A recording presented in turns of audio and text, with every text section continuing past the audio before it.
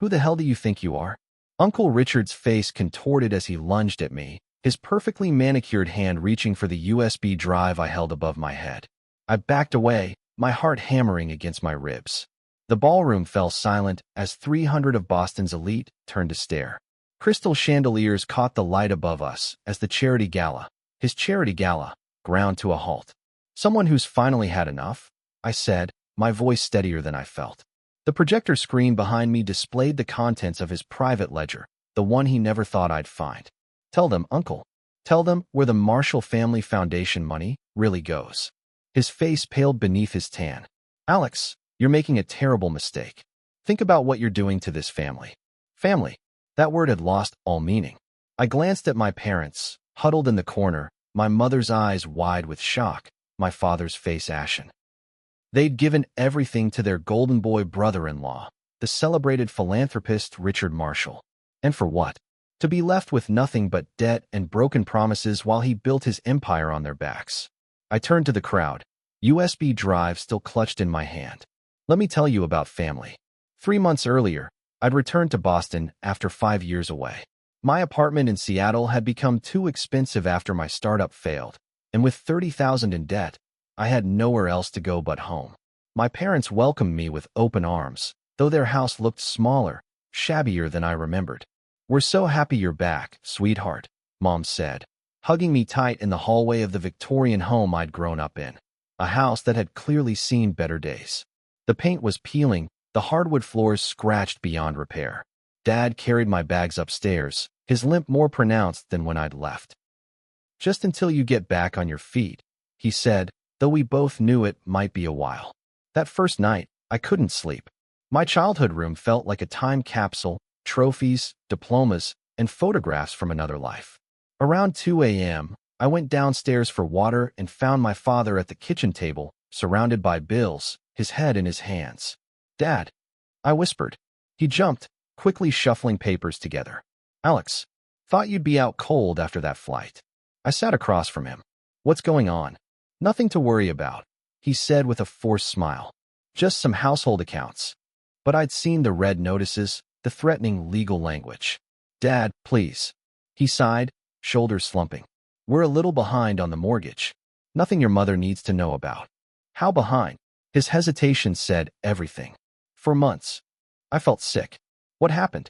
You guys were always so careful with money. It's complicated, he said, rubbing his eyes. Investments that didn't pan out.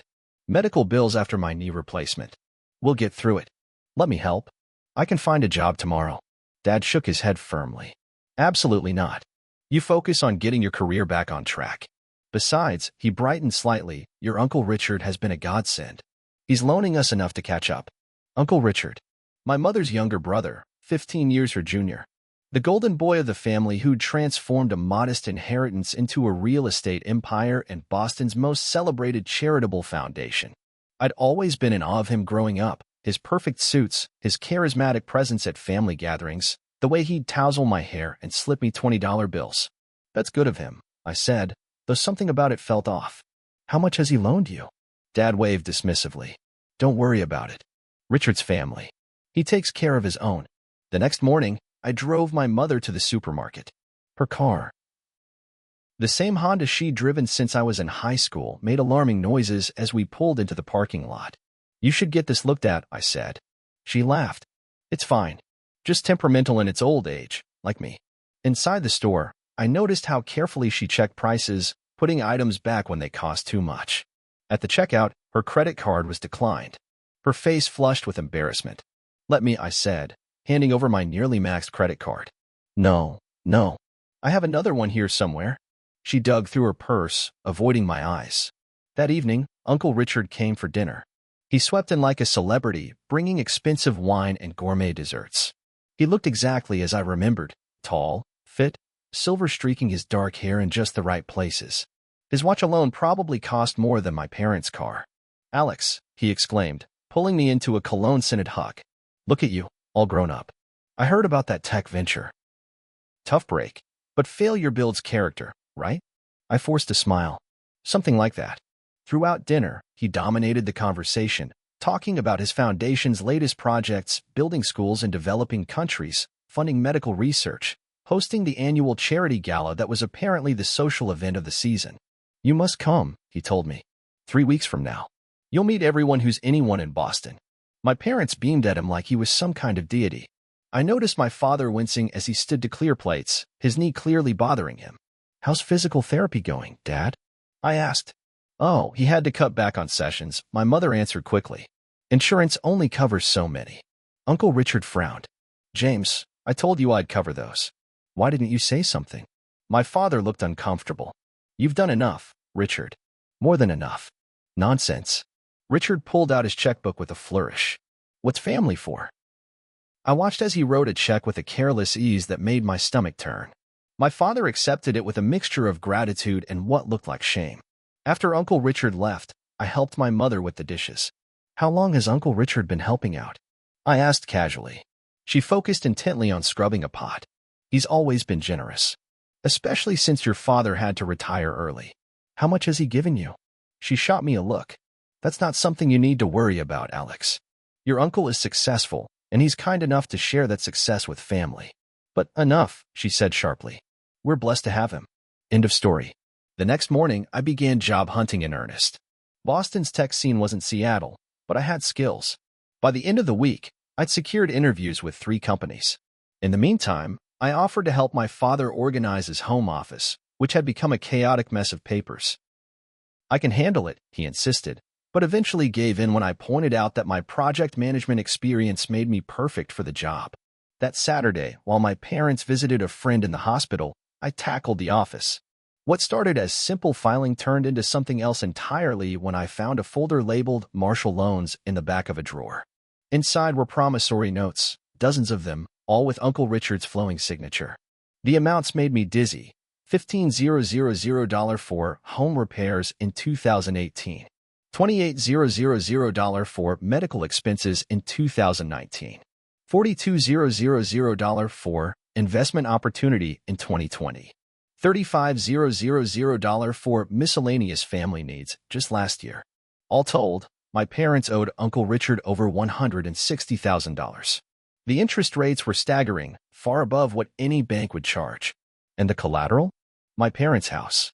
The house they'd worked their entire lives to pay off. "What the hell?" I whispered to the empty room. Digging deeper, I found bank statements showing regular payments to Richard Marshall LLC, payments that seemed to be draining my parents' retirement accounts. I also found a deed transfer form, partially filled out, that would give Uncle Richard ownership of my parents' property in lieu of debt repayment. My hand shook as I photographed everything with my phone. Something was very wrong here. When my parents returned, I tried to broach the subject carefully. "Dad, I was organizing and found some loan documents from Uncle Richard. That's a lot of money." My father's face hardened. "You shouldn't have been looking at those. I'm worried. Those interest rates are predatory, and your uncle saved us."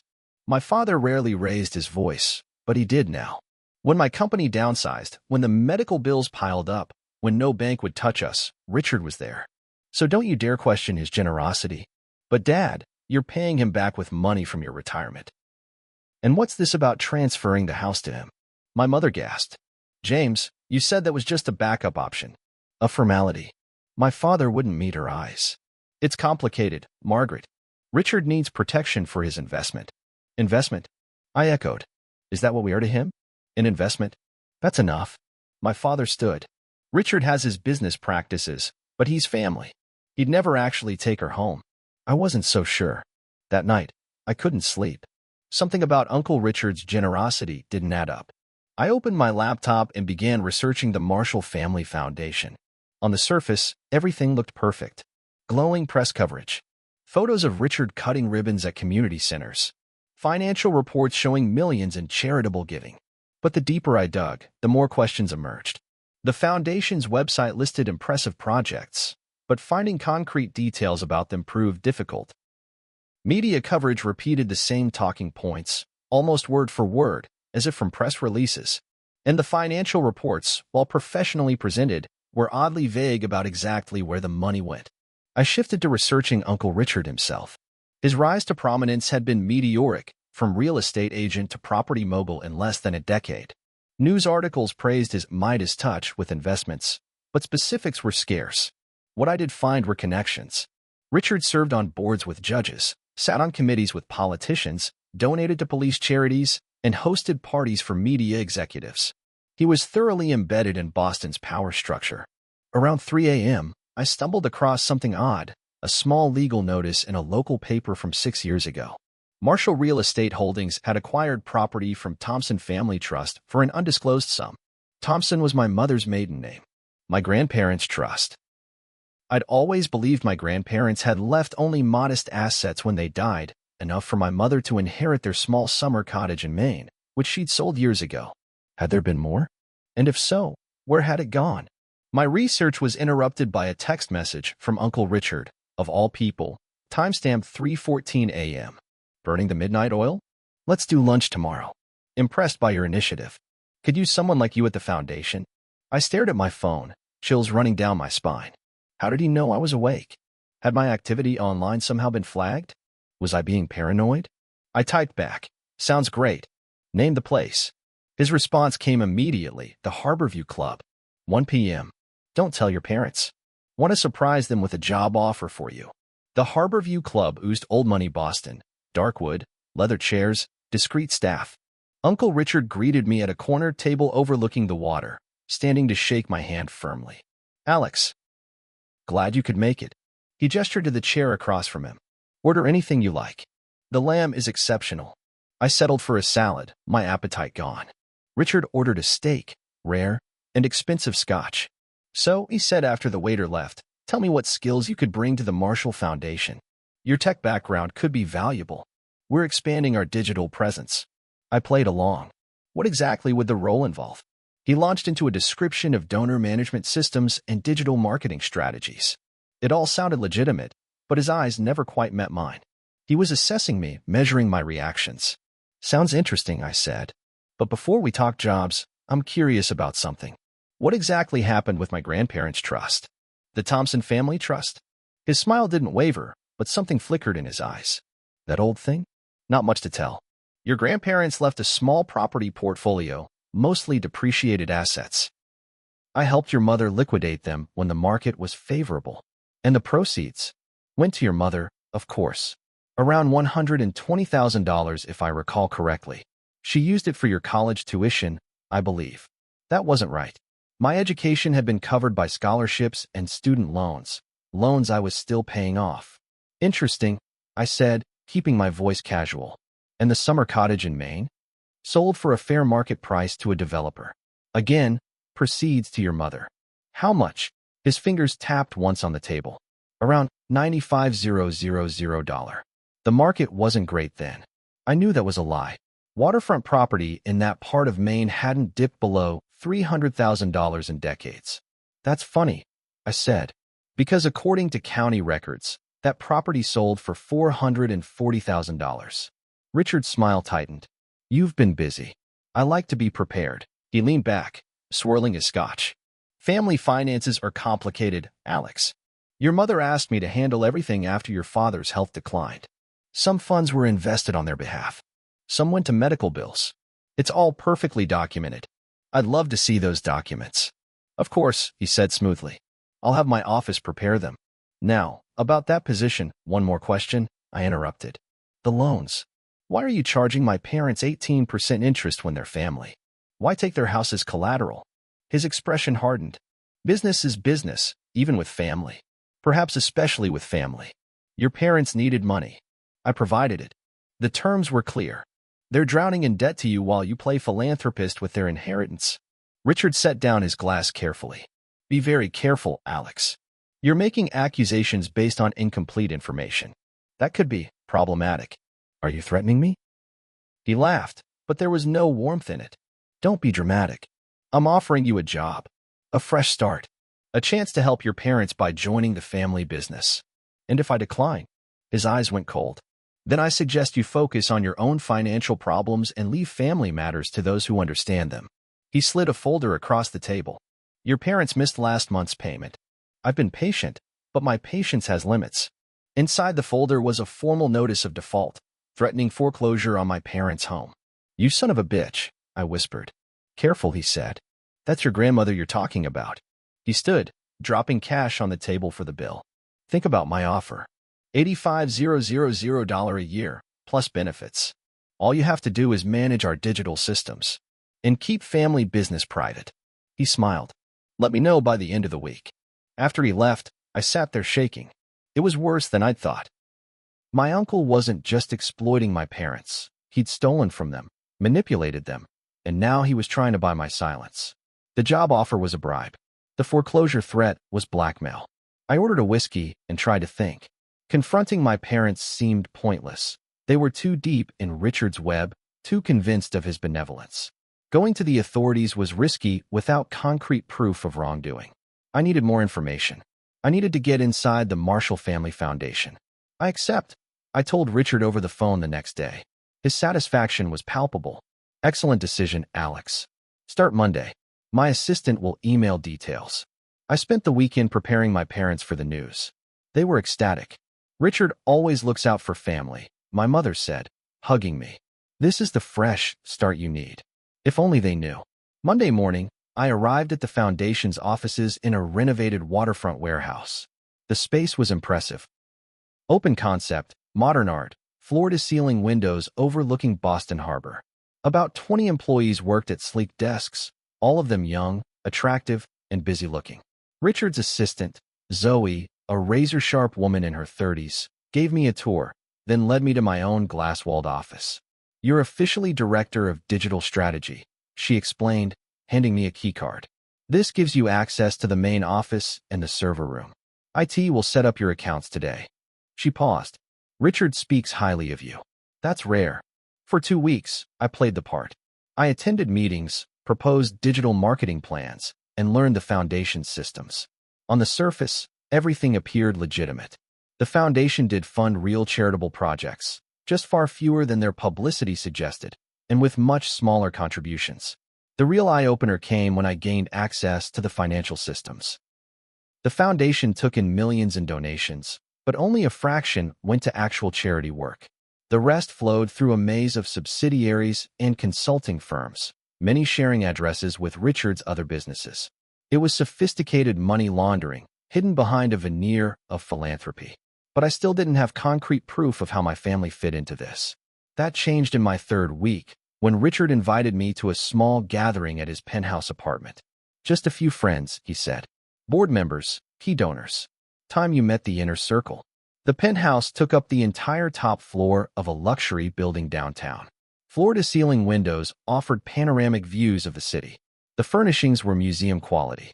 About 15 people mingled with champagne flutes, all exuding wealth and influence. Richard introduced me proudly. My nephew, Alex Thompson, Harvard undergrad, MIT master's program. He's revamping our digital strategy. I shook hands, smiled, played my part. As the evening progressed, the conversation turned more candid. A judge joked about sentencing leniency for a foundation donor. A city councilor discussed fast-tracking building permits for Richard's projects. A newspaper editor mentioned keeping certain stories off the front page. It was all said casually, bathed in plausible deniability, but the message was clear. Richard had built a protection racket disguised as a charity network. Around midnight, as guests began leaving, Richard pulled me into his home office, a mahogany-paneled room with a massive desk. You've impressed me these past weeks, he said, pouring 2 brandies. You're smart, resourceful, a true Marshall. I'm a Thompson, I corrected, accepting the drink. He waved dismissively. Your mother's side has the brains. Your father? He shrugged. Well, James was never cut out for the real world of business. Too honest for his own good. Is honesty a liability in your world? He laughed. In certain contexts. Idealism doesn't build empires. He sipped his brandy. I wanted to discuss your future. I'm considering creating a new position, Executive Director of Operations. Second in command. It could be yours in a year or 2. That's generous. It's strategic. I need someone I can trust. Family. He sat behind his desk. But trust runs both ways. I know you've been digging into the foundation's finances. Into your parents' loans. Into the Thompson Trust. My mouth went dry. Just trying to understand the business. Richard opened a drawer and removed a USB drive, placing it carefully on the desk between us. This contains everything. The complete records of your grandparents' estate, your parents' financial history, the true ownership structures of the foundation. All of it. I stared at the drive. Why show me this? Because you need to understand exactly what you're becoming part of. His eyes hardened. And what you'd be destroying if you ever betrayed me. He pushed the drive toward me. Take it. Review it. Then either commit fully to our family enterprise or walk away and forget everything you've seen. But understand, if you choose the latter, your parents' situation becomes significantly worse. I picked up the drive, my heart racing. And if I choose to commit? Then your parents' debts vanish. Their house remains theirs. And you become a very wealthy young man. He smiled. Blood is thicker than water, Alex. Remember that. In my apartment that night, I plugged in the USB drive with shaking hands. It contained hundreds of files, financial records, legal documents, emails, all meticulously organized. It was Richard's insurance policy, his leverage over everyone in his orbit. And it was exactly what I needed. The truth was worse than I'd imagined. Richard had systematically stripped my grandparents' estate, funneling assets into his own companies while giving my parents pennies on the dollar. He'd fabricated investment losses, created fake medical expenses, and forged my mother's signature on multiple documents. The loans to my parents were constructed to ensure they could never be repaid, a deliberate trap designed to ultimately take their home, which sat on land Richard's development company coveted for a new luxury project. It wasn't just my family. The drive contained evidence of bribes to officials, blackmail of donors, and tax fraud on a massive scale. Richard had built his empire on exploitation and corruption, all while cultivating an image as Boston's most beloved philanthropist. I stayed up all night, copying files, taking screenshots, making notes. By morning, I had what I needed, and a plan. First, I encrypted and backed up the evidence in multiple secure locations. Then I called in sick to work and headed to the one person who might help me, my father's former law partner, Martin Goldstein. Martin had retired years ago, but still maintained an office downtown. He greeted me warmly, though his eyes showed concern. Alex, what brings you here? Your father mentioned you're working for Richard now. I need legal advice, I said, and absolute confidentiality. For the next 2 hours, I laid out everything I discovered. Martin's expression grew increasingly grave. This is extensive, he said finally. Richard has powerful connections. Taking him on won't be easy. I know, but it's the right thing to do. Martin nodded slowly. I agree, but you'll need more than righteous anger. You'll need a strategy. He thought for a moment. The charity gala is this weekend, correct? The foundation's big annual event. Yes. Everyone who's anyone will be there, including the press, and Richard's entire network of enablers. Martin leaned forward. If you're going to expose him, that's your moment. But you'll need to be prepared for the fallout. I'm ready. Are your parents? That stopped me cold. They don't know yet. They need to. Before this goes public. He squeezed my shoulder. Tell them tonight. I'll be there if you want moral support. I nodded, my throat tight. I'd appreciate that. Telling my parents was the hardest part.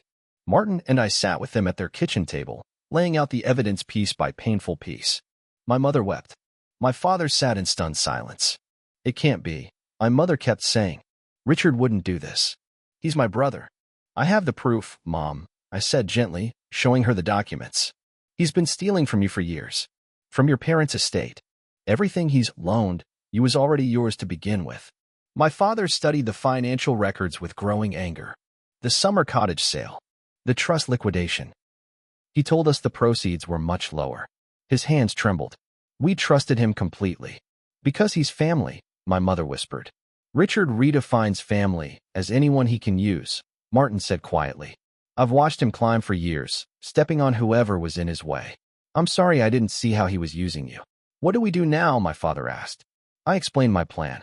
They listened, expressions shifting from shock to fear to resolve. It's risky, my father said finally. Richard won't go down without a fight. I know, but we have the truth.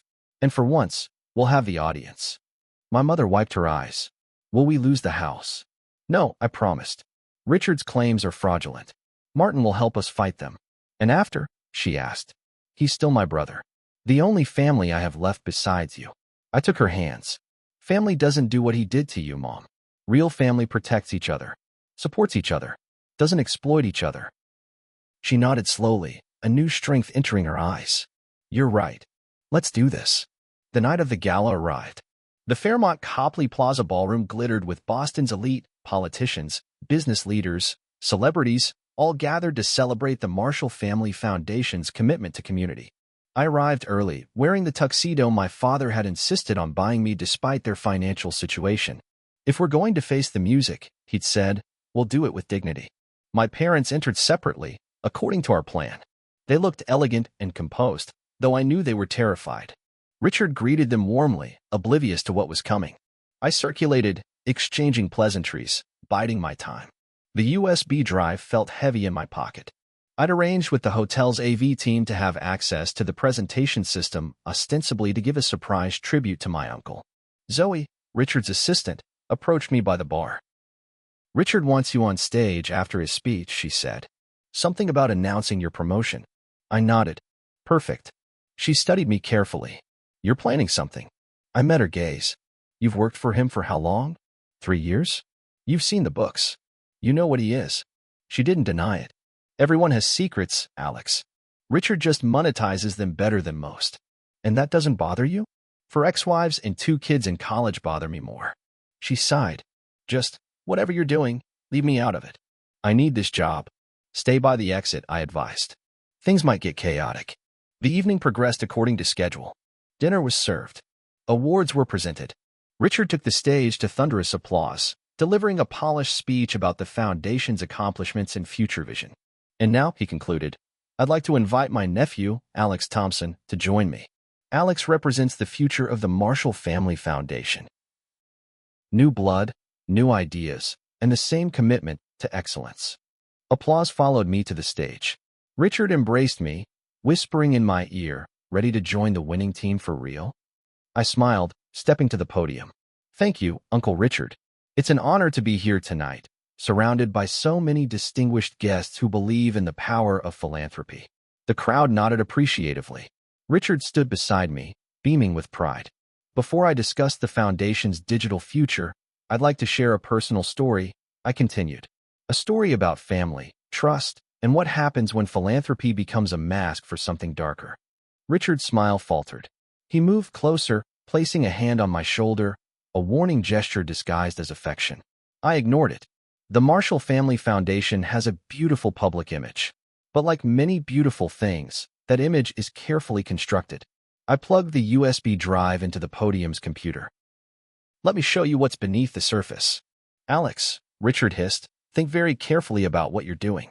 The first slide appeared on the massive screen behind us, a detailed flowchart showing how foundation funds were diverted to Richard's personal companies. This isn't the time, Richard said loudly, trying to guide me from the microphone. I stood my ground. It's exactly the time. When else will I have the attention of everyone you've manipulated? I addressed the increasingly uncomfortable audience. Did you know that less than 15% of your donations actually reach charitable causes? The rest flows through a network of shell companies, all controlled by one man. Murmurs spread through the ballroom. Richard moved to disconnect the presentation, but I was faster, advancing to the next slides, documents showing his fraudulent handling of my grandparents' estate, the predatory loans to my parents, the evidence of bribes and blackmail. Alex is obviously unwell, Richard announced, trying to regain control. Security, please escort my nephew from the stage. Before you do, I said quickly, ask yourselves why Richard Marshall charged his own sister 18% interest on loans made with money he stole from her parents' estate. Ask why a man worth millions would try to foreclose on his sister's home. Ask why a true philanthropist would create a charity that primarily benefits himself. Richard lunged for me then, reaching for the USB drive I held above my head. Who the hell do you think you are? He shouted, face contorted with rage. The crowd gasped. Phones came out, recording the meltdown of Boston's favorite son. Someone who's finally had enough, I said, my voice steadier than I felt. Tell them, Uncle.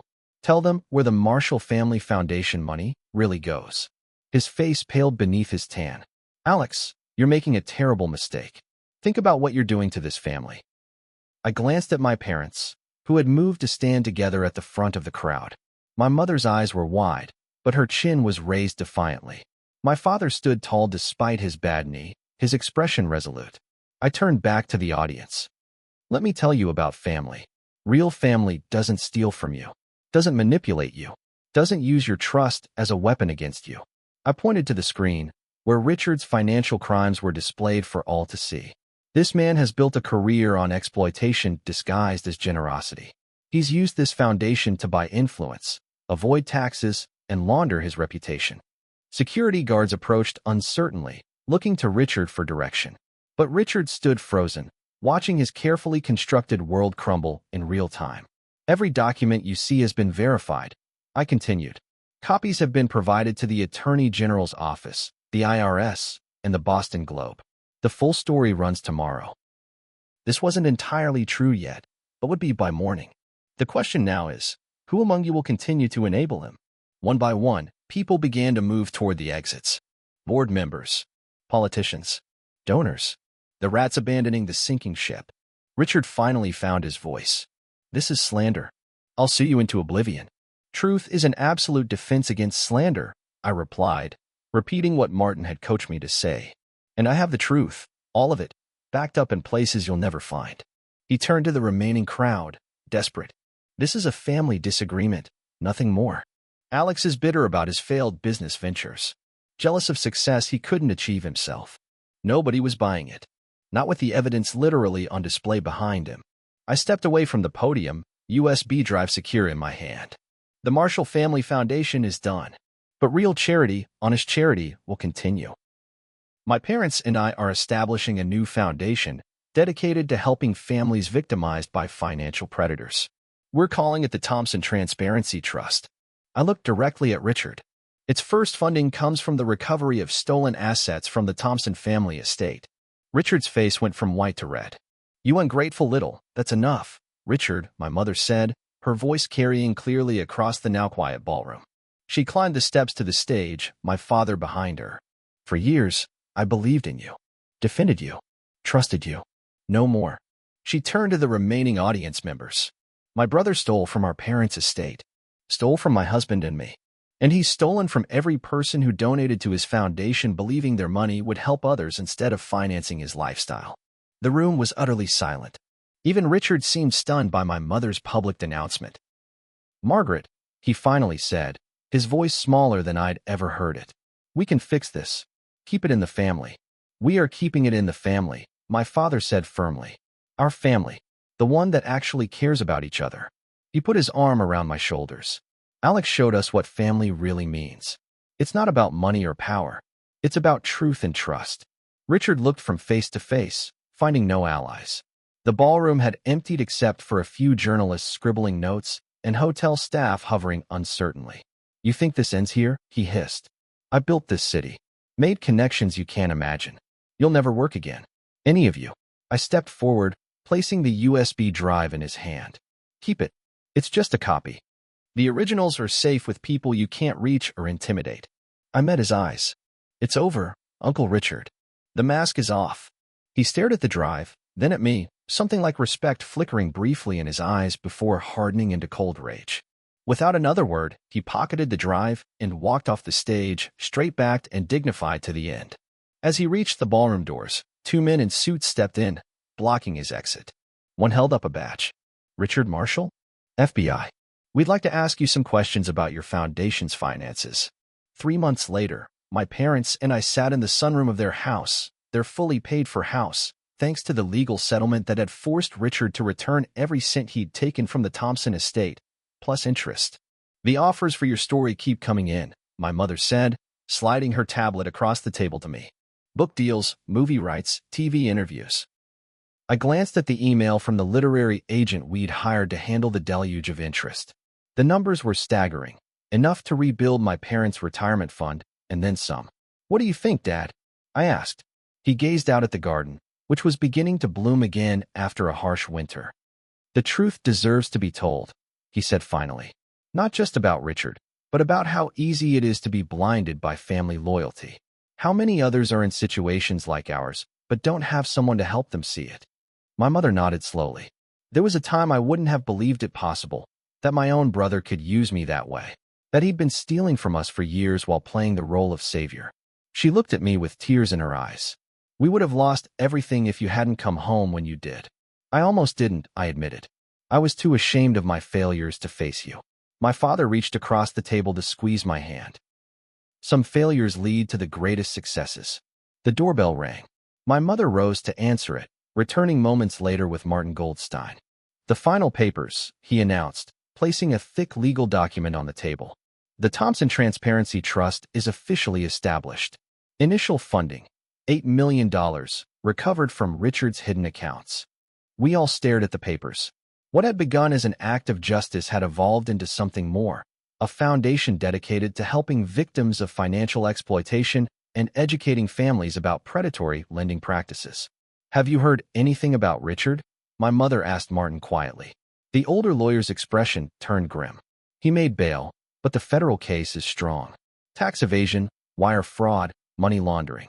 The plea negotiations aren't going well. His assets are frozen, his reputation destroyed. He paused. I'm sorry, Margaret. I know he's still your brother. She straightened her shoulders. The brother I thought I had died a long time ago. I just didn't know it until recently. The investigation had revealed the full extent of Richard's crimes. Dozens of families like ours. Millions in charitable donations diverted to personal use. A network of corruption spanning city government, law enforcement, even the district attorney's office. The case had shaken Boston to its core. What about the foundation's legitimate projects? My father asked. The schools, the medical research? Being taken over by reputable charities, Martin assured him. The good work will continue, just without the Marshall name attached. I scrolled through the emails on the tablet. We need to decide about these offers. My mother considered. Accept the book deal. It's the best platform to tell the full story. But donate half the advance to the trust. Done. I agreed. My father looked at me thoughtfully. What about you, Alex? What's next for you? It was a good question. I had options now, money from the settlement, job offers from tech companies impressed by how I'd uncovered Richard's financial schemes, even a political consultant position from a state senator who'd been fighting corruption for years. I'm thinking of starting another company, I said. Something in financial tech. Software that helps people track complex money flows and detect fraud patterns. Like what I built to analyze Richard's network, but more powerful. Following your passion, my mother said with approval. In putting my failure to good use, I added. I learned a lot from my Seattle disaster. About what not to do. About asking for help when needed. Martin nodded. Failure is an expensive but effective teacher. My phone buzzed with a news alert. Another former associate of Richard's had agreed to testify against him in exchange for leniency. The dismantling of his empire continued piece by piece. I never wanted this, my mother said softly, seeing the headline. I never wanted to destroy him. You didn't, I reminded her. He did that himself. One choice at a time, over many years. She nodded, wiping away a tear. I know. And yet, he's still your brother, my father acknowledged. It's okay to feel conflicted. The doorbell rang again. This time my father went to answer it, returning with a courier package. Certified mail, he said, checking the label. From Richard's attorney. We all tensed. Although the legal battle over my parents' house and the stolen inheritance had been resolved, Richard had continued to fight on other fronts, threatening countersuits, challenging evidence, attempting to shift blame to his associates. My mother opened the package carefully. Inside was a single-page letter and a small velvet pouch. She read the letter silently, her expression unreadable, then passed it to me. Margaret, it began. By the time you receive this, I will have accepted a plea agreement. 20 years, possibility of parole after 12. My attorneys advise against this communication, but some matters transcend legal strategy. What I did to you and James was unconscionable. I began with small justifications, taking a management fee from the trust, borrowing against assets with the intention of returning them, but those justifications became habits, then entitlements, then a sophisticated system of theft. I have no defense except the hollow observation that power corrupts, and I allowed myself to be utterly corrupted by it. Perhaps there is a psychiatric explanation, but in the end, I made my choices consciously. The enclosed item belonged to our mother. I took it from the estate before the inventory. It should have gone to you. It's the only thing I have left to return. Your brother, Richard. My mother opened the velvet pouch and tipped a gold locket into her palm. Her hands trembled as she pried it open, revealing tiny photographs of her parents. My grandparents as young adults. I thought this was lost, she whispered. I asked Richard about it specifically when we were settling the estate, and he said it must have been misplaced during the move. She clasped it around her neck, touching it gently. It's not worth much money, but it's priceless to you, my father finished. She nodded, tears flowing freely now. Do you think he's sincere? I asked. Or is this just another manipulation? Martin, who had been reading the letter over my shoulder, shrugged.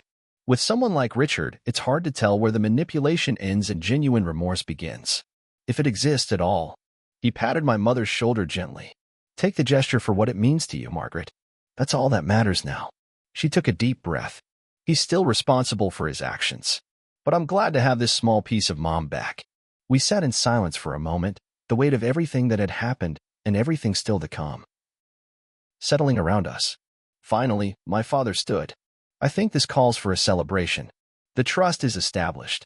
The book deal is happening. Alex has a new venture planned. And this house is truly ours again. He gestured toward the kitchen. I bought champagne yesterday, just in case.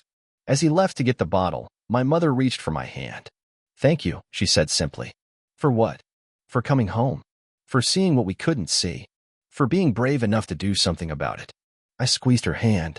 That's what family does. Real family. My father returned with the champagne and 3 glasses. As he poured, I thought about everything that had led us here, my failed startup, my reluctant return home, the late-night discovery of those loan documents. Terrible luck that had turned into something powerful and transformative. A toast, my father said, raising his glass. To the Thompson family. And to truth. To truth, we echoed. Outside, spring flowers pushed through the soil, fresh growth after the long, dark winter. Inside, we clinked our glasses together, 3 survivors looking toward a future that, for the first time in years, belonged entirely to us. Let me know your thoughts in the comments below.